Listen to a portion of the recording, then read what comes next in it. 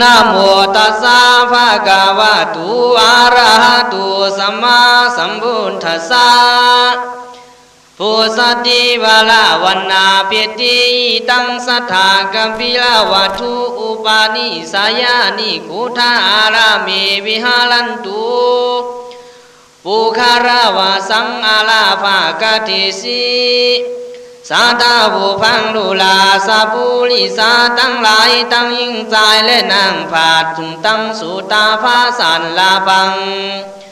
ยังมหาวิสันตราจาดอันมีการถาอันโปปันมีสิมสามกันจูจวดตัวเต้าหลวนถึงไปตานตั้งหลายมุนหมากไข่ป้นจางสงสารถึงนิปานเวงแก้วตีแล้วตุ้งตั้งมวล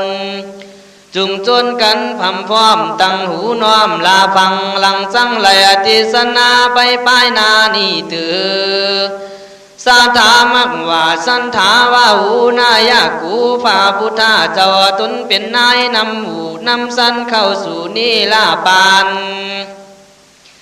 เมื่อยังทรมานสอนเหล่าอาศัยซึ่งเมืองเก่าเจอกัมปิลาวัตถุตั้งภิกขุสังฆามุนหมู่ฟ้าเข้าสู่อาราม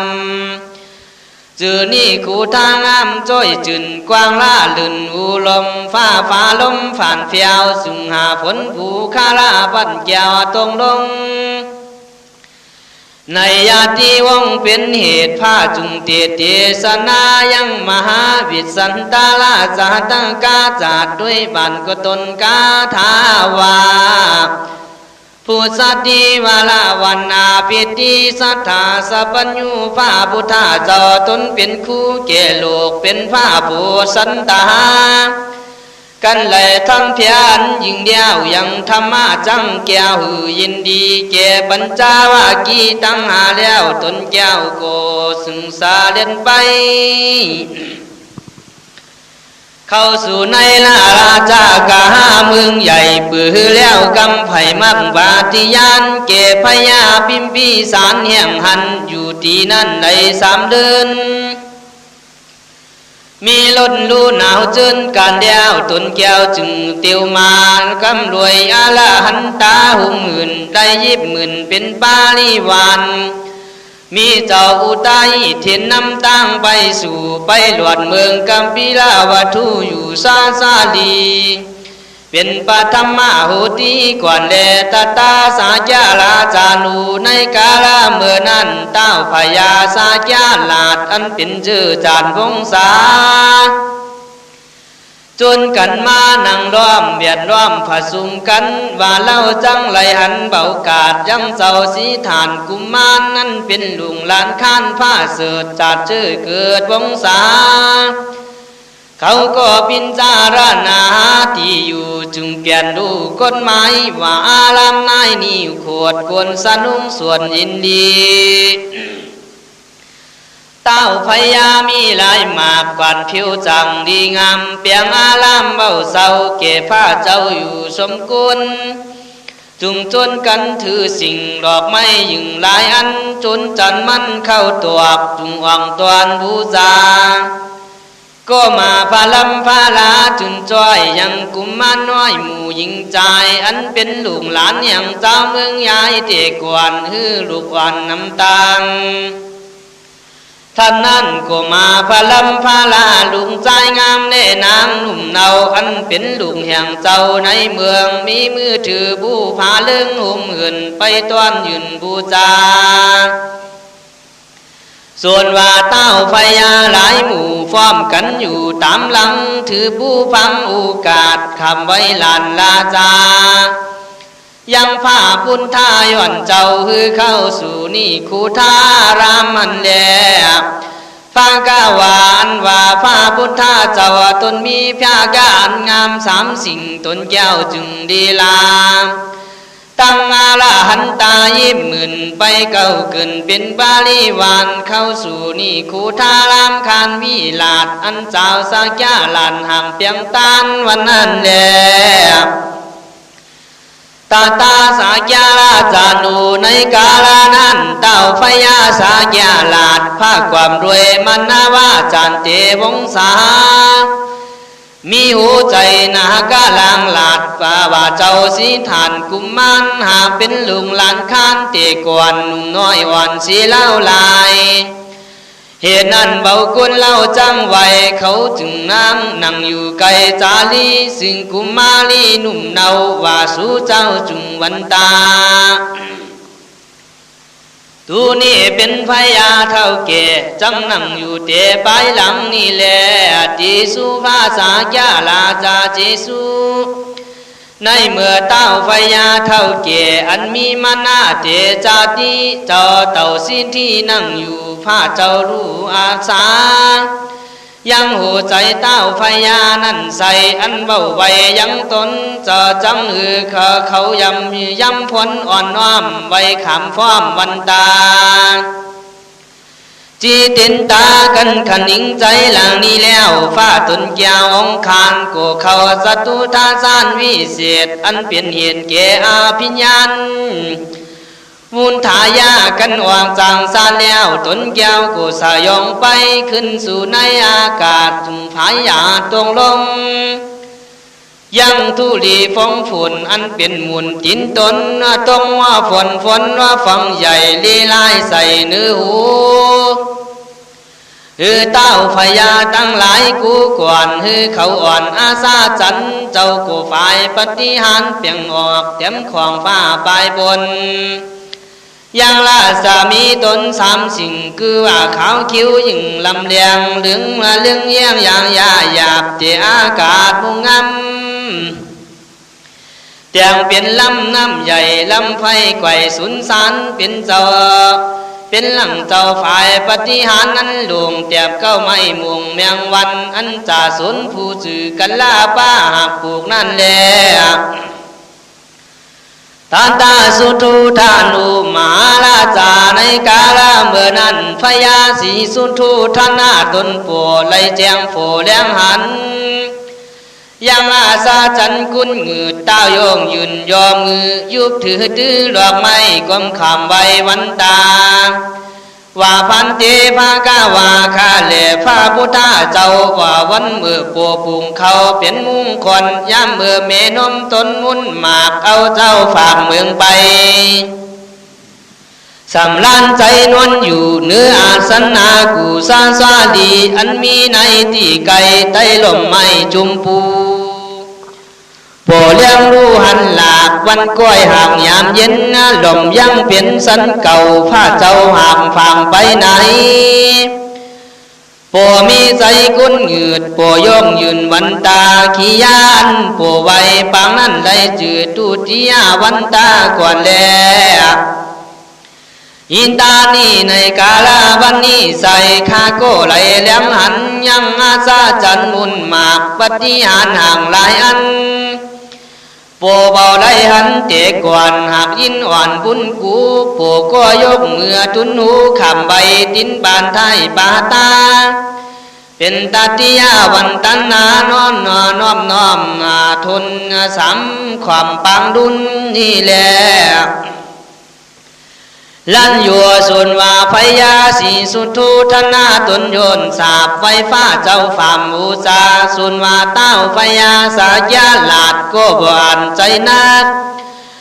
อันเขาเบาจังไว้ก็ตั้งตนบ่ไรสังคนฟ้ากาวาอันว่าพระพุทธตนวิเศษได้หันเหตุวงศาญาติกาไว้แล้วตนแก้วจึงนีลาสาเล่นลงมาอยู่ดีหยาดจากอาการไว้ปัน ก็ตั้งอยู่เนื้อธรรมอาสนะอันผ้าเสือดงามล้ำเลือนดูคานสาสาปัญญูจัญญาณนั่งอยู่แล้วตนแก้วห่างเลี้ยงหาญาติการหมากอันเจ้าห่างสวนดีสาเบียปีเมียนว่าเต้าพญามีมุนหมู่นั่งพร้อมอยู่อารามในนี่คู่ทามล้านดื่นมีใจจึนจมบานกับตนข้านผ้าเจ้านั่งอยู่เฝ้าฟังธรรมวันนั้นแลตาตูมหามิขูวันว่ามีข้าพ้นอันใหญ่กำขึ้นไกวปลายบน กลายเป็นผลอันยิ่งเลยจื่อปูคาลาบันจึงหวังลงมีวันหน้าต้องรู้อาจผิวว่าหวานแหลงงามไหลตรงตามจูตีร้องเสียงมีบุญกูตรงบนหูจูกำผู้ไล่ฝั่งกองยำหาผลลำตรงจุ่มผู้ไล่หลุมกูยำหาผลลำปั้นจากเบาตั้งหากกำหายเหมือนน้ำกายกำจากกิ่งตุ้งผ่างใบบูยามนั้นคนตั้งหลายมูหันหลากพร้อมทุ่งป่าอาซาจันมั่งแลตันตาในกาลานั้นเจ้าภิกขุตั้งหลายมุนมากกาตันปางจากันว่าหูวัตตาวาจาลิยังอันว่าอาซาจันอันนี้รู้หลากอันเล่าห่างไหลหันมาในกาลาเมื่อก่อนบ่วันดูสังกีวันนี้ล้วนเกิดมีเลขาบก็รวยอนุฟามสาปัญญูเตเลตั้งสู่ตัวฟ้าสันธาผ่านเผาได้ยินภิกขุสังฆาเจ้าจินจาฟ้าจุงสาเลนลีลากากาศอยู่นิยานติวมานั่งอยู่เนื้ออาสนะต่างไทยอันผู้ไว้ด้วยศาสดีภาก็มีว่าจันนากาถากาวาภิกขาภิลุลาภิกขุตั้งหลายตนทาลงสินใสวิเศษจุงพร้อมเห็นสันใดจึงเจนจ่าไปหลายสิ่งตาถากตาจุงมาจนสีนิสาเจภิกขุอันว่าภิกขุหลายมุนหมู่ขับไว้อยู่วันตาว่าพันเตภากาวาคาเลพระพุทธเจ้าตนภาพเงาลูกาผู้ขาตั้งหลายจาตินตัวสุงหาผลโลตรงลงในเขตของเมืองอยู่ตัดที่หมู่วงศาญาติกาเจอจาดแห่งพุทธาวานบุญมีนี่แลสันธาสาปัญญูตนสร้างสวาดจึงอุการกาถาแห่งภิกขุสาวกาใส่สูตรผ้าเจ้ามักไข่พูดวงศาจึงมีคำจาโลกล่าวตันโตติสนาว่าภิกขาวิรุลาภิกขุตั้งหลายอันเป็นสายอริยจาดอันว่าผลบุคลาปัญญาลงมา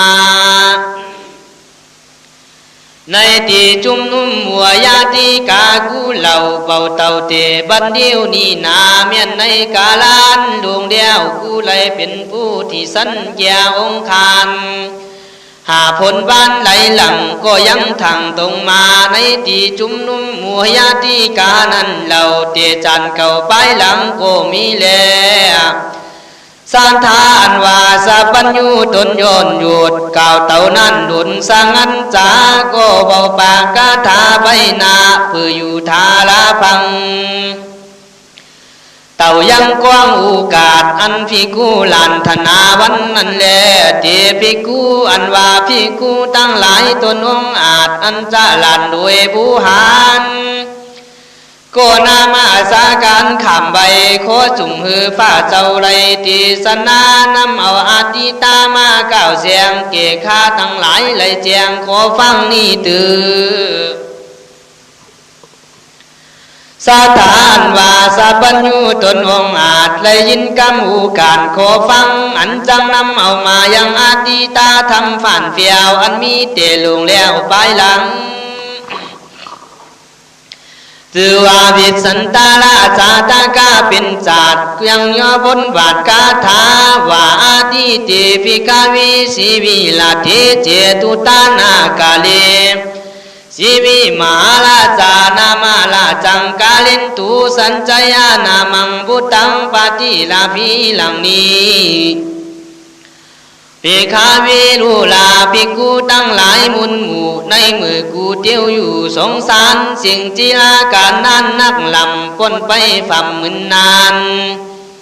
สร้างผู้ที่สมปานเบาขาดยังมีเต้าตนหนึ่งจือชีวิลานลาจาและเป็นพญาสุยลาเตจาอันบุญเลืองอยู่ในเมืองเจตุตาลานากรวิเศษอันเป็นเขียนชีวิ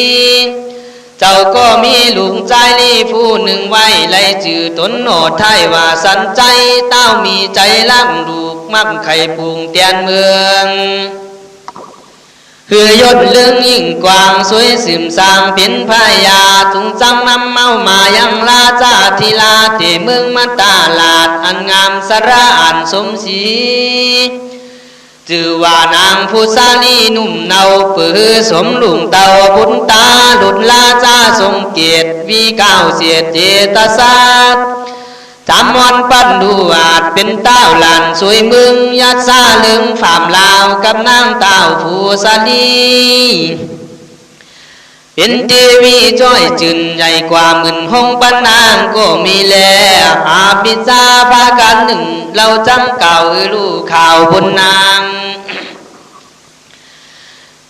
ไล่สร้างมาหลายจาดมีค่านานไปหลังจุงลาฟังหลังนี้จังเก่าจีเนปัญจาเลอาทิติกาลีในกาลันลุงแล้วสูตรข้ามพ้นสุรดเหมือนนานเป็นจิลาการนั้นใส่อ่านว่าไรเก่า11 กับนับเตปตากำเราอยู่ขึ้นมือสู่ปลายหลังยังมีสัพพัญญูตนผ่านเฝ้าจือฟ้าเจ้าวิปัสสีเป็นคูลีสอนหลวกคือลำสูงสงสารก็มีแล้วบรรทุมาตีนามายังมีพญาตนหนึ่งเจือบรรทุมาตีลาดเจอคติยาจานลาจาเป็นพญาตนบุญกว้างอยู่บรรทุมาตีสร้างสวยลมก็มีแล้วตาสามิงกาลีในการาเมื่อนั้นสถานว่าสาปัญญูเจ้าตนยศหยุดก็หลดอาศัยซึ่งเมืองปันทุมัติลานจมบานสันติตาสำราญตั้งอยู่ในป่าเขมีกาตาวันกำรวยอาละหันตาก็มีแล้วอีกุลาจายังมีพญาตนหนึ่งรู้อาจก็ใจเหือมันนำสารเอายังราชาการของฝากคือว่าหลอกไม่คำห่างของเปียงกุลกาคำเลี้ยงเส้นขานาดผู้หนึ่งอาจวางปันกำตั้งเกียนจันเลี้ยงหอมสวาสวาดก็กุรณานับการดูลายผู้เจ้าซื้อแลขายหาเบาไรนำมาถวายผังไว้พญาจือปันติวมาบรรทุมาติลาจาตนนั้นแลด้วยที่ตาราลูกยิงสาวผู้ฟ้าเสือ2 คนเกินตามมาเก็พญาตนโยนใหญ่เต้าหลุดมีใจไผ่จมบานมักไข่หือปัญนาการของฝากแก่ลูกทั้ง2ห่างหินเปียงคือแก่นจันเลี้ยงอันหอมมากแก่ผู้ปีห่างเอาตานก็คือหลอกไม่คำมันกุนกาเกนางผู้น้องว่าจุงฟะล้ำตนถือหวานแล้วตนแก้วก็ตาตูผู้ปีเมียนนางทั้ง2ปีน้องก็ขันหนิงลำพองโหราไทยว่าของอันไรเป็นผากอันปูพญาหำปันมาเบากุล2 ลาจังท่านนี้ไว้ยังเกียนจันหลอกไม้ผาลำตนกุลลีฝนผาลำเตียงไปผู้จ้าแห่งสาปัญญูเตเลส่วนว่านางทั้ง2นั้นก็มือคำไว้ปินตาว่าคาเลผู้พญาเป็นเจ้าบัดนี้คือลุงเต่าทั้ง2 สาวมีใจขาวฝ่ายฝ่วงส่วนครึ่งยวงจันเลี้ยงหลอกไม่เปียงกายใหญ่คือจังใส่เป็นตันเก็ฟ้าเจ้าตนทารงตสาปารัญญาณผ่านเฝ้าผู้เป็นเจ้าจุงอนุโมทนาตือตั้งสู่ตัวฟ้ายาได้ยินกำมันถูกก็อนุโมทนากำลูกทั้ง2ว่าสาธุนี้เลว่าอันแล้วตาหูผู้นางทั้ง2สาระอาจก็ฮือจำผู้จาลาดมาเปียงยังเกียนจันเลี้ยงหอมเบาผ่อนฮือพ้นอ่อนเป็นผงใส่ในถงอุ้มไว้คือนางใจถือไปหันแลสาส่วนว่านางทีลาผู้น้องฮือเล่งล่วงหามายังจางผู้พิจารณาจูเยืองฮือตีเคืองฟ้ารำอกคือว่าหลอกไม่คำตรงเตียงแล้วก็ใส่ข้าอุ้มแก้วนำไปเข้าสู่มีกาตาวันไหนพหารใหญ่ปื้อแล้วกำไผ่ตั้งมูลหันแลตาหูผู้อันว่านางทั้ง2ปีน้องเข้าสู่ห้องอารามส ส่วนว่าที่ลางามผู้ปีนั่งอยู่ที่สันกวนก็เอาฝงจันจนจันตากายใหญ่ดีลายใส่ฟ้าฝน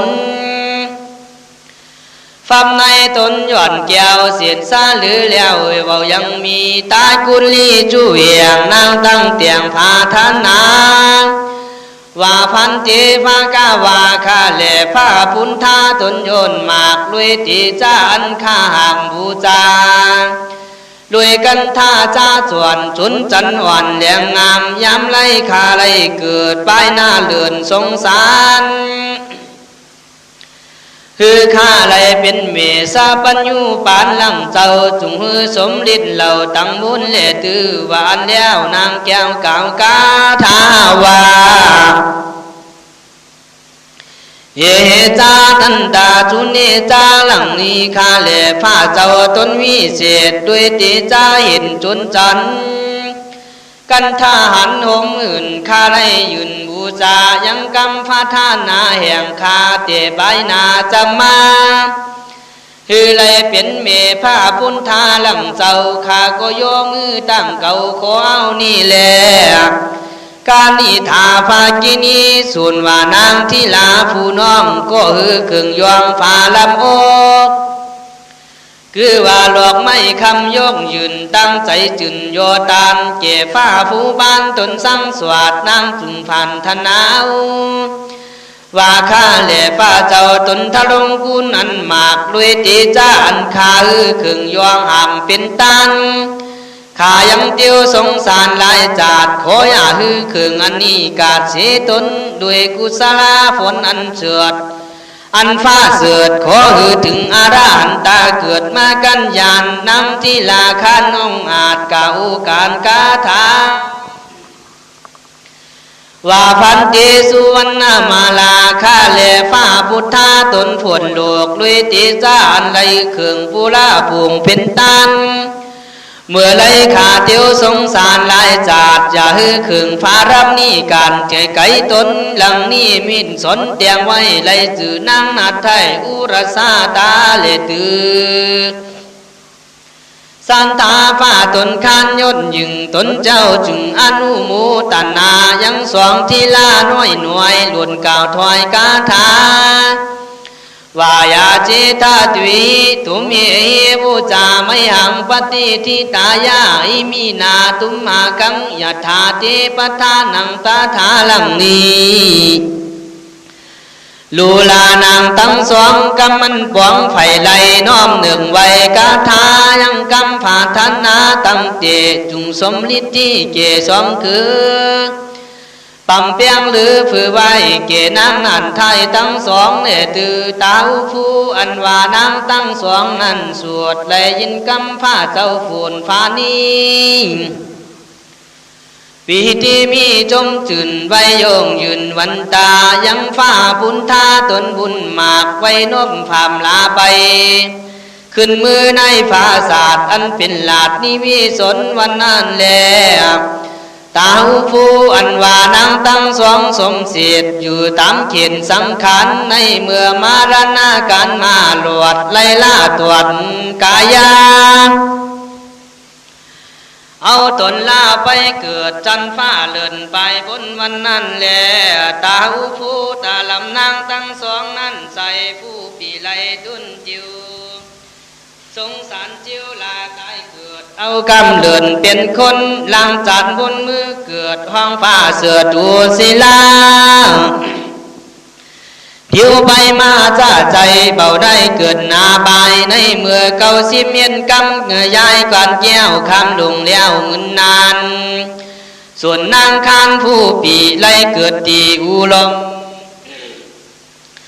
สัมมาคมจานซอยไล่เป็นเมฟ้าหย่อนซอยไปลุ่นนี่เลสาพีเมียนนางที่ลาผู้น้องเตี้ยวติดต้วงสงสารเบาตุ้มฟันสูงไม่เบาเกินไกอาบายตุนเตี้ยวหลายตายเกิดจันผ้าเลื่อนมึงคนเตี้ยวตวงบนถึงหลวดผ้าเจ้าหยวดกาสาปานางก็มั่งปัญจาปัญคะขันธากากาศจำจันผ้ายันลงมา เกิดในกากุลเต้าพญาตนองอาจเป็นลูกกีรี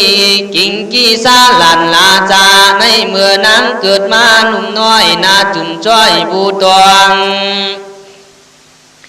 ยาตีฟ้องฟอมมานั่งล้อมหลงไหลจุงก้นไม้จือไว้ว่านางดอกไม้อุรัสตาเห็นว่านางมีกายาผิวฟองเหมือนหลังฟ้าฝันรับด้วยดวงคำแดงเกิดมาเพียงเบากาดเหมือนหลังจามผู้จาลาหาวิจารณานั่นแหละสุรสาวาสีกาเยลีในการะเมื่อนางใหญ่มาเลยสิมงขุมเขาเนื้อเบาเศร้าสู่ฟ้านางก็เลยฟังธรรมมาฟาตานุตานาเตเงาในสำนักพระเจ้ายิงรู้กาก็เลยถึงสุตาปฏิภาราตั้งอยู่สระหมู่ตุ้งตำบุญหันแลอาบาลาภากีปายนาเตนันใสนางซ้ำเลยฟังธรรมพระตานุตานาลุยโปใจตั้งตัวมนุตวันหลุดเลยถึงอารานตามากันยานใสสูตรนางก็ได้ออกบวชเป็นภิกขุณีในศาสนาลีผ่านเพียวหลุดเลยเข้าสู่เวียงแก้วหยดนี้ละปานวันนั้นแลกิงกีซาลาส่วนว่าพญากิงกีซาลาดตั้งอยู่ในฟ้าสัตว์มนตินโกกะตำเป็นไปใจลุยติจาอันแลฟังธรรมพระตานุมูตนานั่นแลสตาพุทธิส่วนว่าพญากิงกิจาลาจาแก่นไทยยังมีลุงสาวไว้เจ็ดสาวผิวใสเป้าจึงจ้อยหนวกกาหนวกกว่านางนัดน้อยอุราสตานั่นแลตาสังนามานีอันจืออย่างนางตั้งหลายมุนหมากจังกะไว้ห่างยังมีผู้หนึ่งจือสมานีผิววาดผู้หนึ่งจือสมณะกูตาจันบุญมีผู้หนึ่งจือภิกขุณีงามผิวฟองผู้หนึ่งจือภิกขุตาสีกาสว่างวันนาผู้หนึ่งจือนางธรรมาจุนจ้อยผู้หนึ่งจือนางนัดน้อยสุธรรมาผู้หนึ่งจือสังสาชังคาตาสีงามสมเพบเหมือนเต็มคงบนนางเจนคนน้อยนาดเป็นลุงกิงกีซาหลานตั้งบุญก็มีแล้วอิมาสมิงพุทธาปาติในเมื่อเกิดมาอย่างฟ้าเจ้าเหล่าตนฟ้าเสือดนางตั้งหลายเกินตามมาส่วนว่านางสามานีลาตันหมากมีสมหังลีลามาเป็นนางขี่มาเบาเศร้าลูกเจ้าเปียบคำขานางสามากูตาเตกวนบุญเบาฟอนนำมาเป็นนางอุปาลาวันนาจุนจ้อยงามยิ่งย่อยสมดี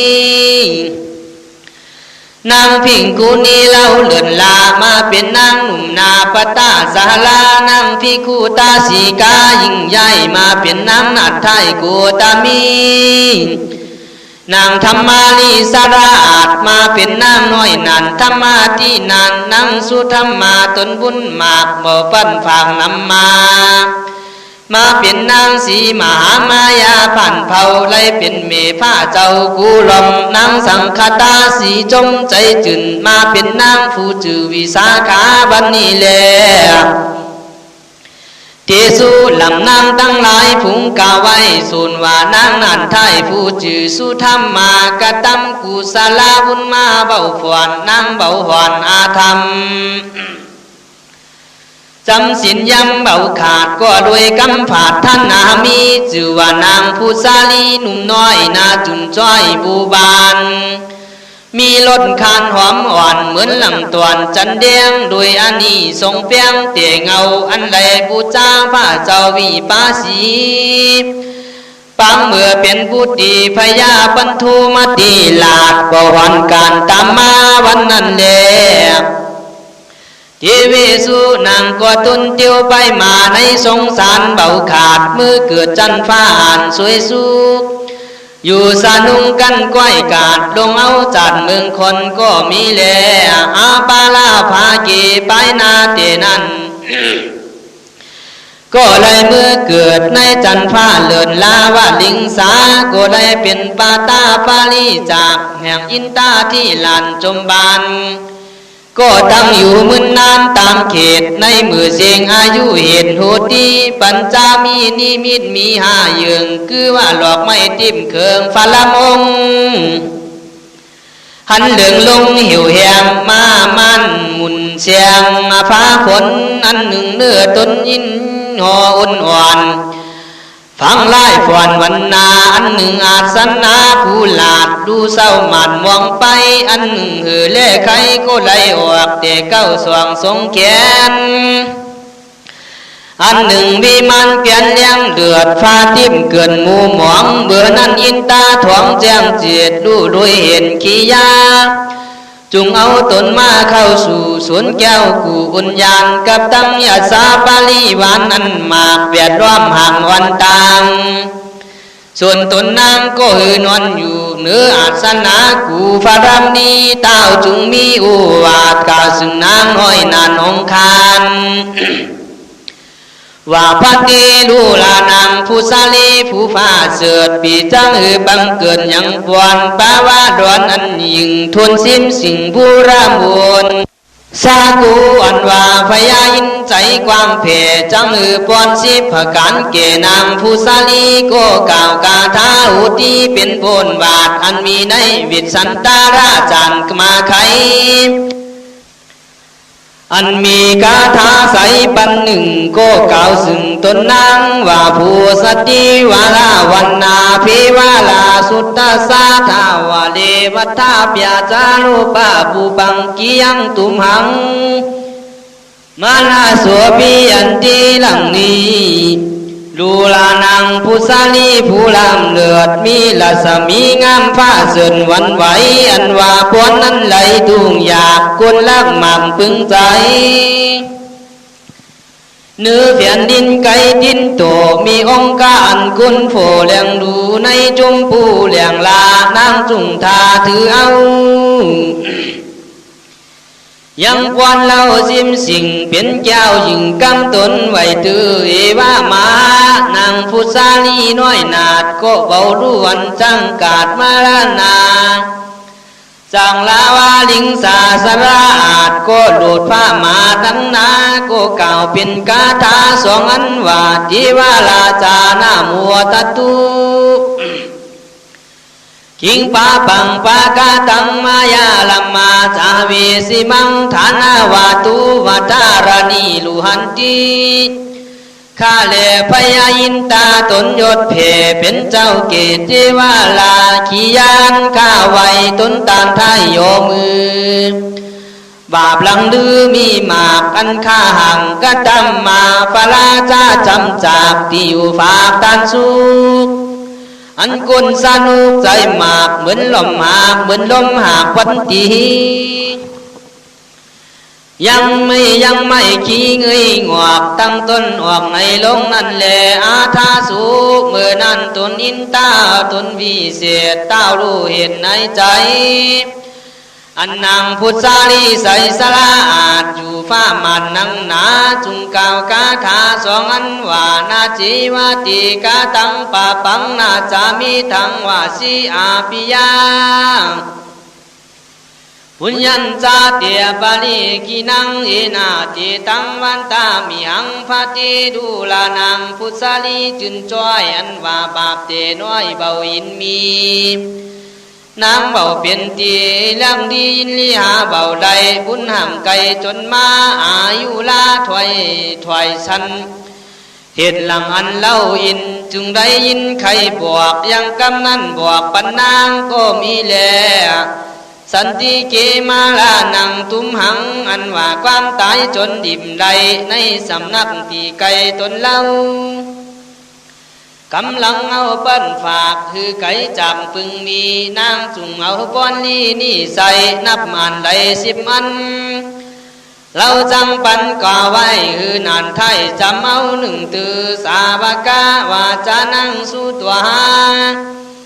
นางไหลยินกำข่าวอันพยายินเก่าตื่นตนดูว่าจังไหลเอาปฏิสนเบากาดจุงจังรับอุวาดกำหวาน เอาบอนสิมพาการซึ่งเต้านบนับนาวกาถาว่าดันเจมีอาตุสากังสาบาพุตานามิสาลาเทวิลาจาพาตันเจตถาอาสานิเวสานิคาเลพยาอินตนโยนใหญ่เจติวาลาไฟจมบานส่วนว่าความสัตสาลีคานยิ่งยวดจงมีเกี่ยมหาราชาเจ้าปวดสวดสาลีดีพี่จำปันป้อนสีเกี่ยขากันไหวนาจากเมืองปนสู่เมืองคนล้านไตจุงฮือไหลสวยสีฮือไหลเป็นอากามาให้สีตนห้องอาเทียงไฟยาสีวิลานปุนมี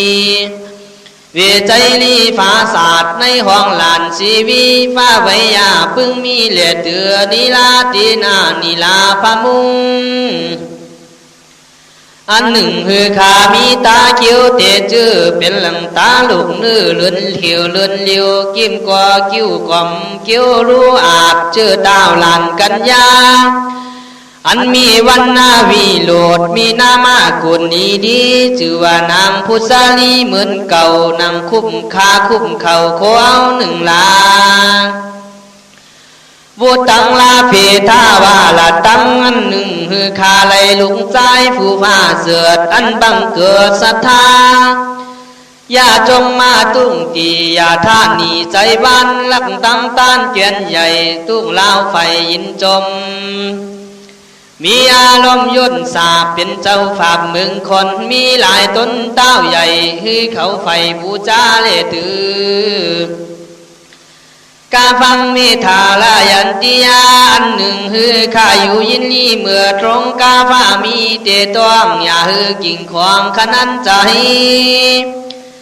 ลูงามสายยาสวดใจพ้นโดดดื้อการฮือโปฟ้ามานดูอาจเป็นหลังคาธนูอันกลมงามเลตือ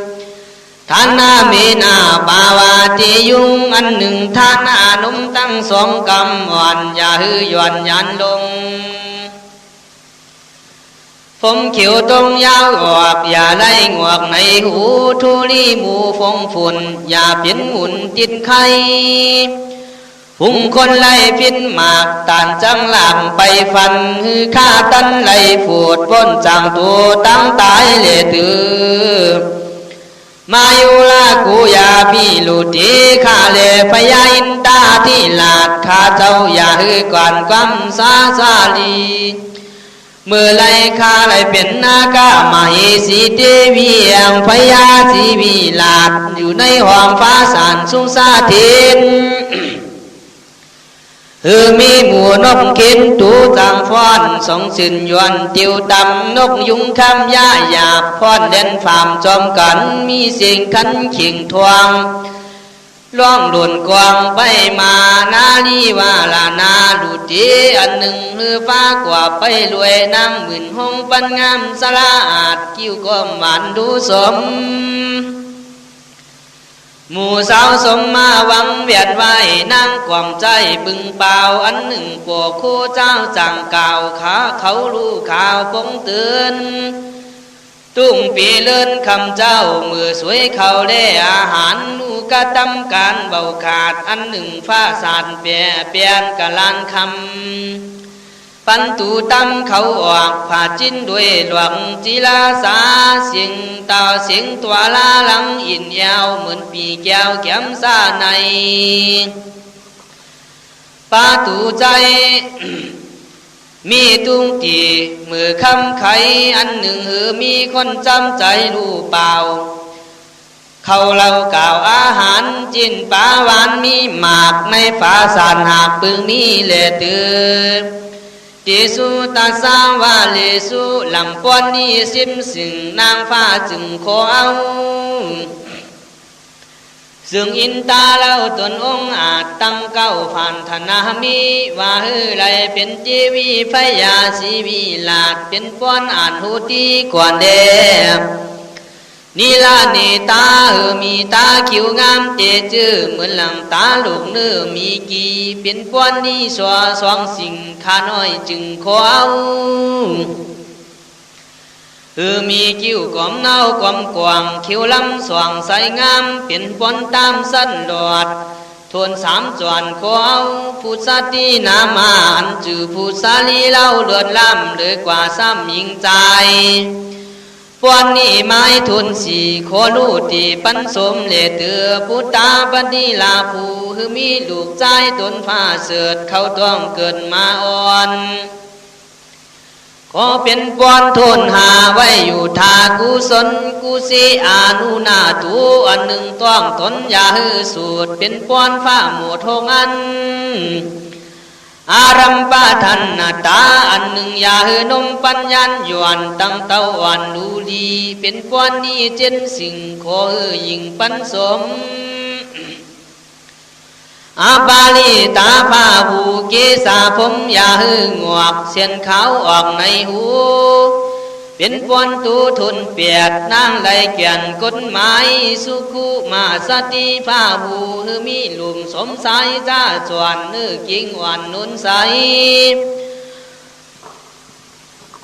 ปอนนี้ใครทุนเก่านางไฟเฝ้าฝันท่านนาวาจาปะมูนาสมาตาผุงคนฟิดอัญญามีตูดผู้คาลูดจังฟันคือขาตันไหลผูดพ้นจังตูดตั้งตายปวนนี้หมายซิมสิ่งตูคาจึงโคเอานี่แหละสากูอันว่าพยาอินตนองอาจจุงจังสวดกาถา